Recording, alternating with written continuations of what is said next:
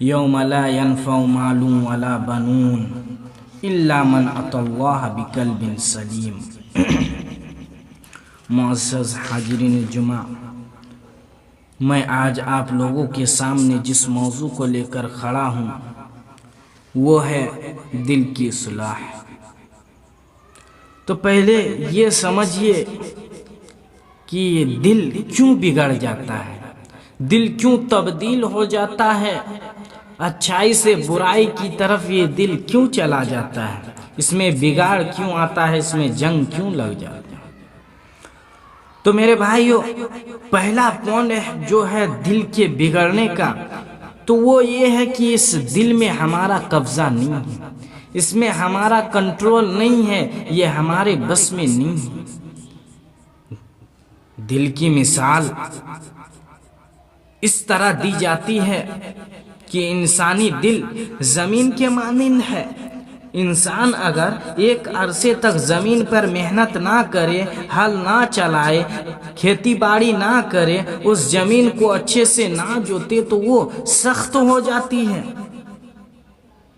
اور سخت ہی نہیں بلکہ بنجر ہو جاتی ہے، اس سے پیداوار تھم جاتے ہیں، رک جاتے ہیں۔ اسی طرح انسان جب دل پر محنت نہ کرتا، دل کو وہیں ویسے ہی چھوڑ دیتا ہے، غور و فکر دل کے اندر نہیں کرتا ہے، تو یہ بھی رفتہ رفتہ سخت ہوتا چلا جاتا ہے۔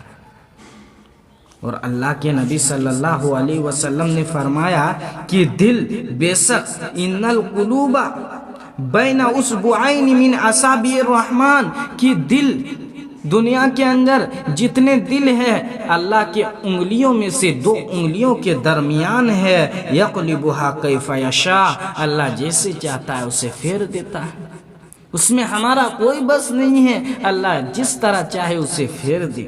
اور اللہ کے نبی صلی اللہ علیہ وسلم تو دل کی مثال بیان کرتے ہوئے فرماتے ہیں مثل القلب کریشۃ بارض فلۃ، دل کی مثال چٹیل میدان میں رکھی ہوئی پر جیسی ہے، اس میدان میں جس طرف سے ہوا آتی ہے وہ پر پلٹ کر ایک مرتبہ پیٹھ کے بل، پھر ادھر سے ہوا آتی ہے وہ پیٹھ کے بل پلٹتے رہتا ہے، اس طرح دل کی مثال ہے۔ تو پہلا جو پوائنٹ ہے دل سخت ہونے کا، وہ ہے کہ یہ ہمارے قبضے میں نہیں ہے بلکہ اللہ کے کنٹرول میں ہے، تو اللہ جیسے چاہتا ہے اسے پلٹ دیتا ہے۔ دوسرا یہ کیوں سخت ہوتا ہے، تو اللہ تعالیٰ قرآن کے اندر شروع ہی میں منافقوں اور کافروں کے بارے میں فرماتا ہے ان الذین کفروا سواء علیہم انذرتہم ام لم تنذرہم لا یؤمنون، آپ انہیں نصیحت کریں یا نہ کریں یہ ایمان لانے والے نہیں ہیں، آپ انہیں ڈرائیں یا نہ ڈرائیں یہ ایمان لانے والے نہیں ہیں، یہ کافر لوگ۔ کیوں؟ وجہ اس کے بعد اللہ تعالیٰ بتا رہا ختم اللہ علی قلوبہم وعلی سمعہم وعلی ابصارہم غشاوۃ ولہم عذاب عظیم، کیونکہ ہم نے اس کے دلوں اور اس کے کانوں پر مہر لگا دی اور ان کے آنکھوں کے سامنے پردہ ہے۔ تو گویا کفر کی وجہ سے، شرک کی وجہ سے اللہ تعالیٰ دلوں پر مہر لگا دیتا ہے، تو یہ دوسرا وجہ ہے۔ اور جب یہ دلوں پر مہر لگا دیتا ہے تو نہ دل سے ہم کوئی سوچ پاتے ہیں، دل سے نہ کچھ غور و فکر کر پاتے ہیں، نہ اپنے کانوں سے حق سن پاتے ہیں، اپنے آنکھوں سے کائنات میں پھیلی ہوئی اللہ کی نشانی کو دیکھ پاتے ہیں۔ دوسرے مقام پر اللہ تعالیٰ فرماتا ہے لہم قلوب لا يفقهون بها ولهم اعین لا يبصرون بها ولهم آذان لا يسمعون بها اولئک کالانعام بل هم اضل اولئک هم الغافلون، کہ ان کے دل ہے لیکن یہ سوچتے نہیں، غور و فکر نہیں کرتے ہیں، آنکھ تو ہیں لیکن کائنات میں پھیلی ہوئی اللہ کی نشانیوں کو نہیں دیکھتے ہیں، کان ہے لیکن ان سے حق نہیں سنتے ہیں، اس کے کان میں اللہ تعالیٰ مہر لگا چکا ہے۔ اولئک کالانعام، یہی لوگ جانور جیسے ہیں، بل ہم اضل، بلکہ جانور سے بھی بدتر ہیں، اور یہی لوگ غافل ہیں۔ تو میرے بھائیوں گناہوں سے اللہ تعالیٰ دل کو سخت کر دیتا ہے، اور کہیں اللہ تعالیٰ فرماتا ہے کلا بل ران علی قلوبہم ما کانوا یکسبون، کہ اللہ تعالیٰ تمہاری کرتوتوں کی وجہ سے، تمہارے گناہوں کی وجہ سے تمہارے دل میں جنگ پڑ گیا ہے، گناہوں کی وجہ سے دل کے اندر جنگ پڑ گیا ہے۔ تو دوسرا پوائنٹ ہے میرے بھائیو دل سخت ہونے کا، دل میں جنگ پڑنے کا، دل میں مہر لگنے کا، تو وہ ہے زیادہ سے زیادہ گناہ کرنا، شرک کرنا، کفر کرنا، بدعت کرنا، اللہ کی نافرمانی کرنا، تو اس سے بھی دل سخت ہو جاتے ہیں۔ اب تیسرا پوائنٹ جو ہے حق کو دیکھ کر اسے انکار کر دینا۔ تھوڑا آگے بڑھیے، سورہ بقرہ کے اندر اللہ تعالیٰ بنی اسرائیل کا ایک واقعہ بیان کر رہا ہے۔ ایک آدمی کو قتل کر دیتے ہیں۔ اب کیوں قتل کرتے ہیں، کس نے قتل کیا، اس کی طرف میں نہیں جانا چاہتا ہوں، بلکہ اسے قتل کر دیتے ہیں۔ قتل کرنے کے بعد اللہ تعالیٰ پھر سے اسے زندہ کر دیتا ہے، اور وہ زندہ ہو کر بتا دیتا ہے اپنے قاتل کا نام۔ وہ زندہ ہو کر اپنے قاتل کا نام بتا دیتا ہے، مرا ہوا آدمی زندہ ہو کر نام بتا دیتا ہے، لیکن بنی اسرائیل کے لوگوں کا دل اتنا سخت تھا کہ یہ دیکھ کر بھی وہ ان لوگوں نے اس پر یقین نہیں کیا، اس پر وشواس نہیں کیا، اسے نہیں مانا۔ اس کے بعد اللہ تعالیٰ فرماتا ہے ثم قصد قلوبکم من بعد ذلک فہی کالحجارۃ او اشد قسوہ، کہ اس کے بعد پھر تمہارے دل پتھر جیسے ہو گئے، او اشد قسوہ، بلکہ پتھر سے بھی زیادہ سخت ہو گئے۔ اس کے بعد اللہ تعالیٰ پتھر کے بارے میں فرما رہا ہے وَإِنَّ مِنَ الْحِجَارَةِ لَمَا يَتَفَجَّرُ مِنْهُ الْأَنْهَارُ، کہ بعض پتھر تو ایسے ہیں جس سے نہریں جاری رہتی ہیں، جس سے نہریں نکلتی ہیں۔ وَإِنَّ مِنْهَا لَمَا يَشَّقَّقُ فَيَخْرُجُ مِنْهُ الْمَاءُ، اور بعض پتھر تو ایسے ہیں جو پھٹ جاتی ہے اور اس سے پانی نکلنا شروع ہو جاتا ہے۔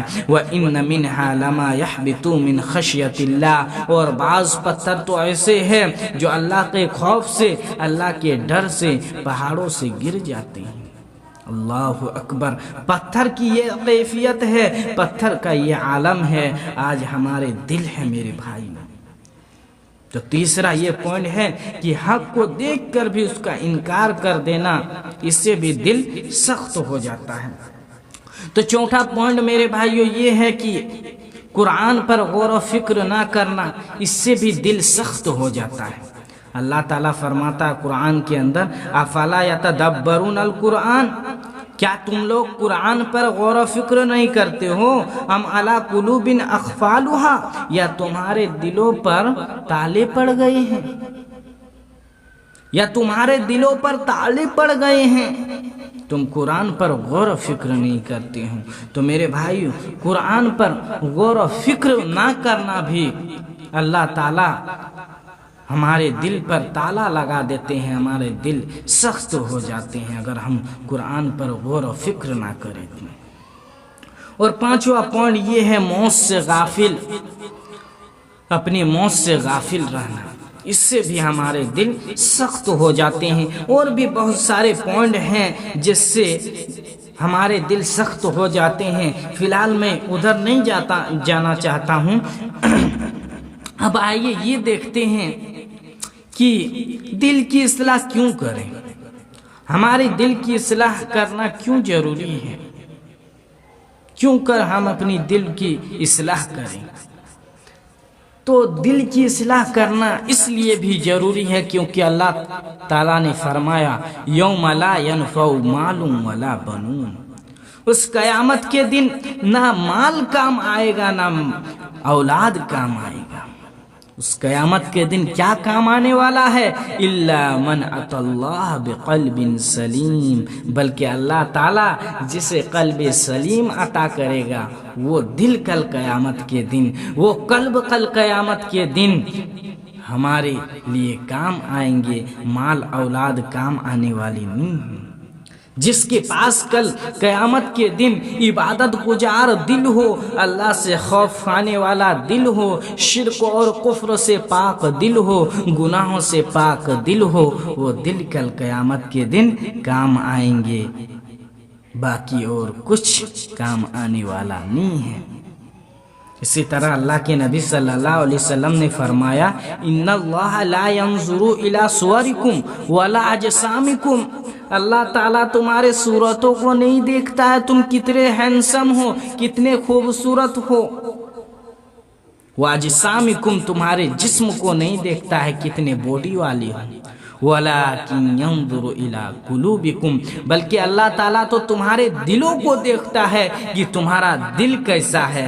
اسی لیے میرے بھائیوں ہمیں اپنے دل کی اصلاح کرنی ضروری ہے، کیونکہ اللہ تعالیٰ دل کو دیکھتا ہے۔ اور ایک حدیث میں آپ لوگوں کو سناتا ہوں، اس سے اور واضح ہو جائے گا کہ دل کی اصلاح کرنی کیوں ضروری ہے۔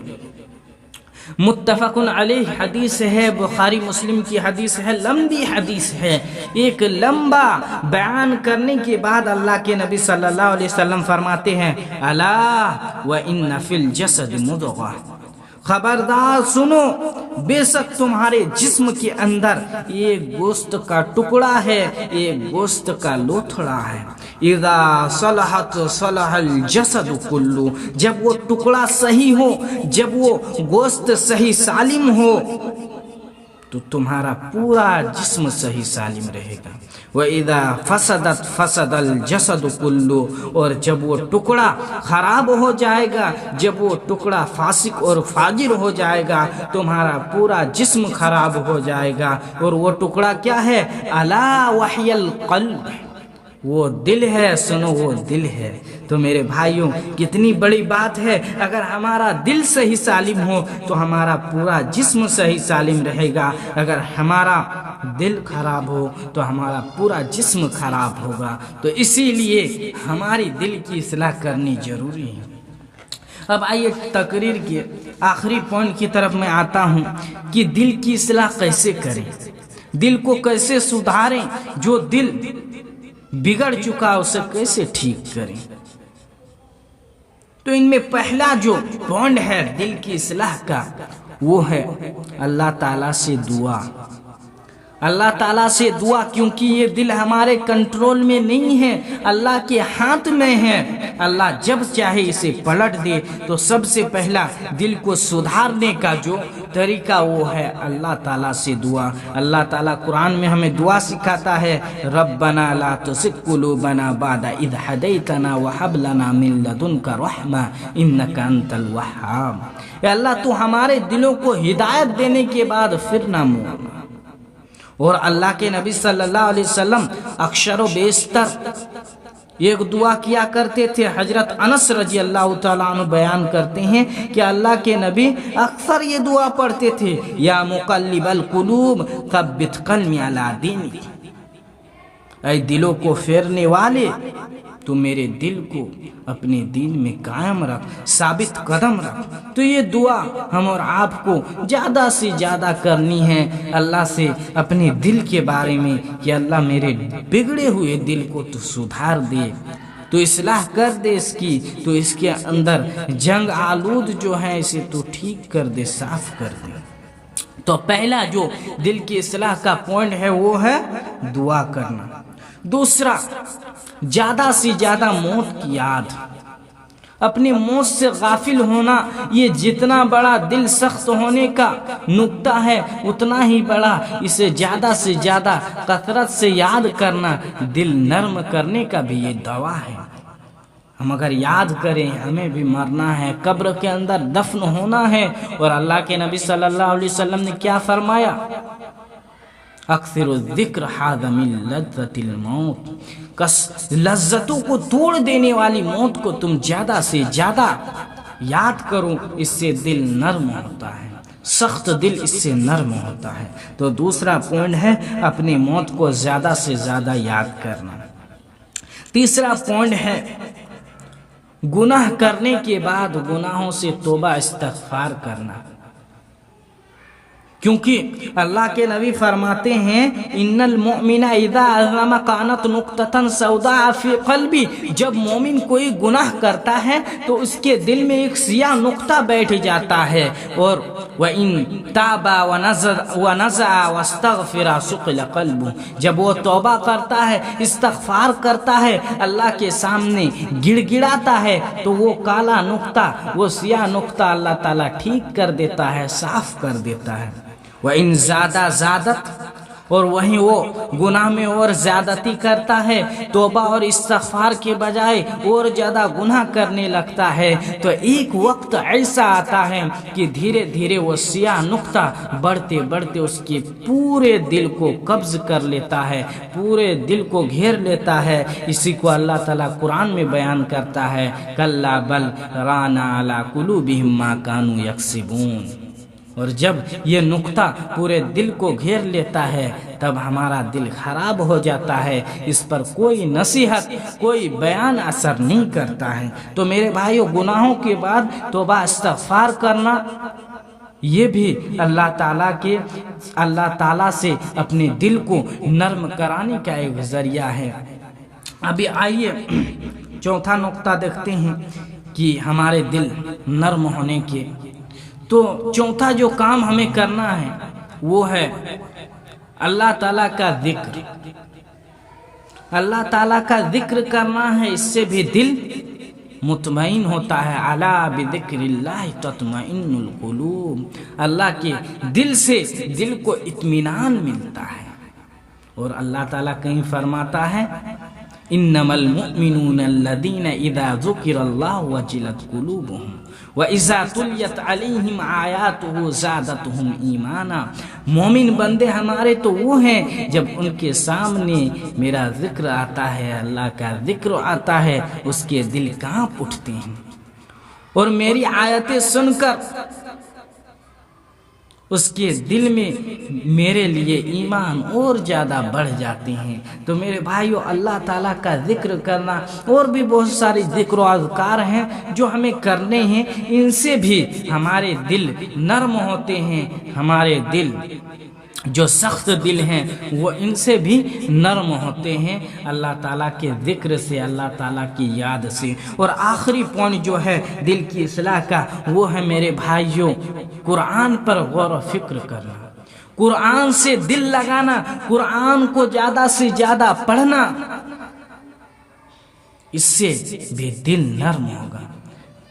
اسی لیے اللہ تعالیٰ نے کہا تم قرآن پر غور نہیں کرتے ہو، افلا، کیا تم قرآن پر غور و فکر نہیں کرتے ہو؟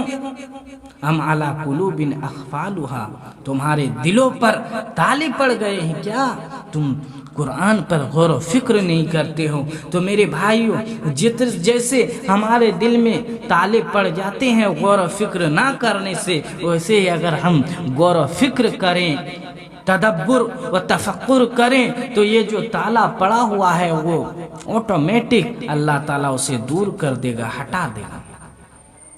اگر ہم اس قرآن کے اندر غور و فکر کریں، اس کی زیادہ سے زیادہ تلاوت کریں، اس میں دل لگائیں۔ اللہ تعالیٰ کہتا ہے الم یعن للذین آمنوا ان تخشع قلوبهم لذکر اللہ وما نزل من الحق، کیا ایمان والوں پر وہ وقت نہیں آیا کہ اللہ کا ذکر سن کر اس کے دل لرز اٹھے، اس کے دل کانپ اٹھے؟ میرے بھائیو، یہ قرآن تو وہ ہے، اگر یہ پتھر پر نازل کر دیا جاتا، پہاڑ پر نازل کر دیا جاتا تو وہ بھی ریزہ ریزہ ہو جاتے۔ لو انزلنا هذا القرآن على جبل لرأيته خاشعا متصدعا من خشیۃ اللہ، اگر یہ قرآن پہاڑ پر نازل کر دیا جاتا تو وہ بھی اللہ کے ڈر سے، اللہ کے خوف سے ریزہ ریزہ ہو جاتے۔ میرے بھائیو، یہ تو ہمارا دل ہے، اگر ہم اس دل میں اس قرآن کو لا کر تو دیکھیے، اس دل میں اس قرآن کو بسا کر تو دیکھیے، یہ تو ہمارا گوشت کا ٹکڑا ہے، بھلا یہ کیوں نہ ٹھیک ہو، بھلا یہ کیوں نہ درست ہو۔ اگر اس قرآن سے ہم دل لگائیں، اگر اس قرآن میں ہم زیادہ سے زیادہ تلاوت کریں، اس قرآن سے اگر ہم محبت کریں، تو یہ قرآن ہمارے دل کو نرم کر دے گا۔ آخر میں اللہ تعالیٰ سے یہی دعا ہے کہ اللہ تو ہم سب کو اپنے دلوں کی اصلاح کرنے کی توفیق عطا فرما۔ اے اللہ تو ہم سب کے دلوں کو اپنے دین میں قائم رکھ۔ اے اللہ جن کے دل بھٹک چکے ہیں تو ان کی دلوں کو اپنے دین میں لوٹنے کی توفیق عطا فرما۔ آمین۔ وآخر دعوانا ان الحمد للہ رب العالمین۔